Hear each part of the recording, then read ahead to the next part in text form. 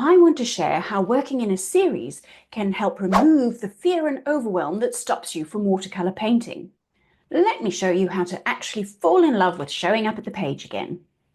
Back in 2015, I started working in watercolour series as a way to overcome the biggest challenge that I was facing, which was not painting.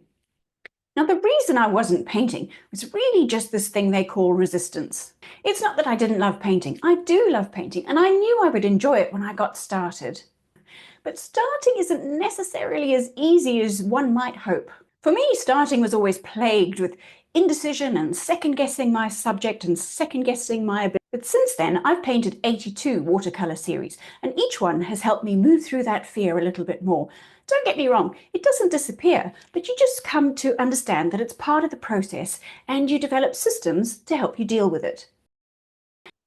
There are 3 things that I've learned from painting a significant number of watercolour series that really help me enjoy painting, which help me paint more and help me to learn a little bit quicker than I might have done.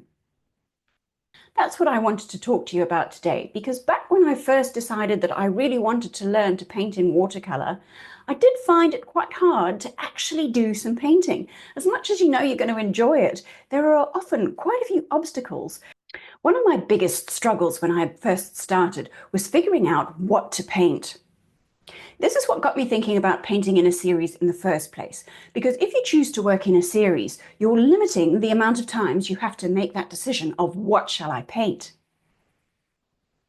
This has worked so well for me that I started doing it on a monthly basis, and so far I've painted 82 watercolour series, so this approach really works for me, and hopefully it'll work for you too. The first game changer that I found with this approach of working in a series was the fact that you're avoiding the problem of having to face firsts. See, firsts of everything are hard. First day at school, first day in a new job, first time you learn to drive. They're all hard because everything's new. You've got so many extra decisions to make. And there is such a thing as decision fatigue. You've got plenty of decisions to make when it actually comes to the painting part, so why not save some of your energy for that, rather than having to spend it on this first decision of what to paint. Let's say we pick flowers as our subject. Well, we're going to have some problems to solve that are specific to those flowers, like how are we going to capture their loose expressive spirit, and are we going to use fugitive pinks or not? These are all decisions that are very relevant to this particular subject. Now, if tomorrow we swap to landscapes, we've got a whole different set of problems to solve. Now we're going to be worried about things like how do we deal with atmospheric perspective? How do we make the landscape seem 3-dimensional on a 2-dimensional piece of paper? And how do we make our greens look more natural and true to what we are seeing in the landscape? Because there's that extra effort with every first that you're doing, like a first floral or a first landscape, I think that choosing not to work in a series is really consigning yourself to this sort of purgatory of first days. If you'll permit me a little nerd moment, here's a chart I made earlier that shows what I'm talking about using this concept called the learning curve. See, when we start out, we've got very little skill and very little ease about the whole thing. That's why the angle of this graph is very sharp at the beginning. There's this steep learning curve as we start trying to build the skills that we need to tackle our chosen subject.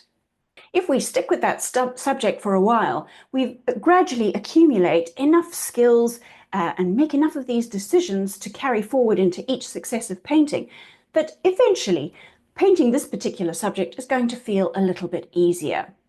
Now, some people will stick to the same subject for a really long time, and that's a personal choice that all of us can make. It's all about balancing enough novelty to keep you interested, but limiting the degree of difficulty so that it's still an enjoyable process for you. If not, we get discouraged and we stop painting, and the whole point is that painting is fun. So I think we've got to just make choices that make painting feel as easy as possible so we can get into the fun part as often as we can. The second thing that I learned is that repetition isn't boring. One of the things that used to put me off the idea of working in a series is that I thought I'd be bored out of my mind if I was painting the same thing day in and day out. Now, as I said, it's up to you to decide how long a particular series is going to be for you. But what I have learned is that if you do make yourself stick to the same thing for a while, it can actually tend to make you a bit more prolific and more creative. There's actually something pretty liberating about having some constraints. It comes back to this idea of decision fatigue and having a few less things to have to worry about. It means that you can devote more energy into other aspects. For me, the way this shows up is in the form of the question, what if? If you're painting a series of flowers, let's say, what you find yourself saying is, oh, what if I painted this same bouquet but changed the color scheme? What if I painted this bouquet but from a different angle? What if I painted this flower but not in a bouquet but in a whole field? And before you know it, you've come up with the idea for next month's series. My point is, instead of narrowing your options, repetition actually opens doors and gives you space to explore. The third thing that I've learned is that confidence comes from showing up, not from getting it right. Here's the thing. Even after over 80 series, I still go through the same emotional loop. I start off all excited and then imposter syndrome hits. I start questioning my subject choice. I start questioning my skill level at being able to tackle this particular subject. I start thinking, oh, maybe I can't even paint at all. I start wondering if maybe I should switch mediums. Maybe watercolor isn't for me after all. It's all nonsense. It's all just fear talking. So now I've seen the pattern often enough to know that I just have to quiet that little voice and keep going. As hard as that first painting feels, it's the one that solves most of these problems and calms down that panicky little voice. Even if the first painting you do is something that you consider to be bad, and I wouldn't go labeling it like that, but you know what I mean.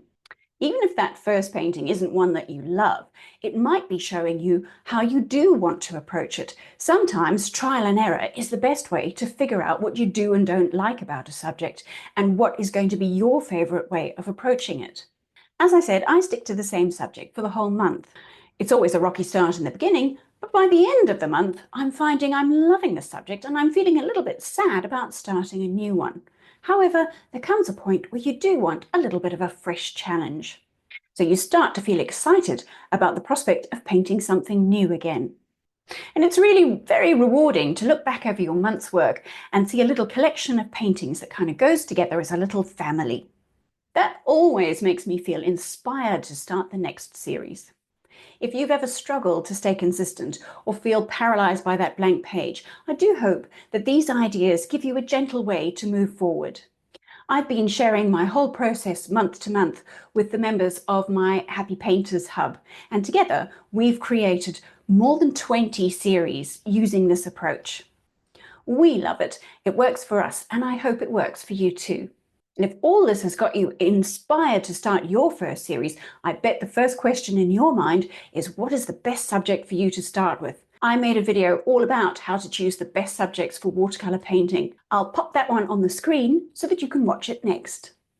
Happy painting!